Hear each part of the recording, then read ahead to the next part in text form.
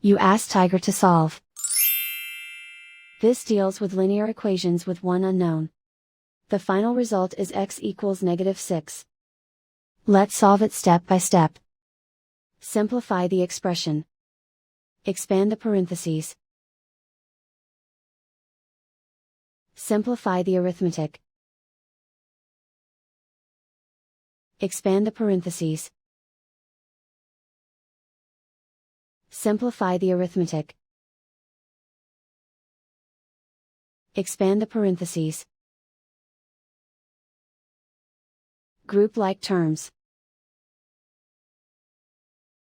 Simplify the arithmetic.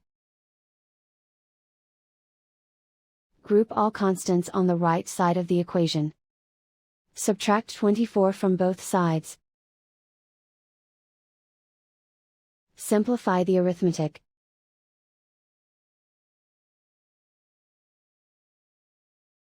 Isolate the x. Divide both sides by 4. Simplify the fraction. Find the greatest common factor of the numerator and denominator. Factor out and cancel the greatest common factor. And so the final result is x equals -6.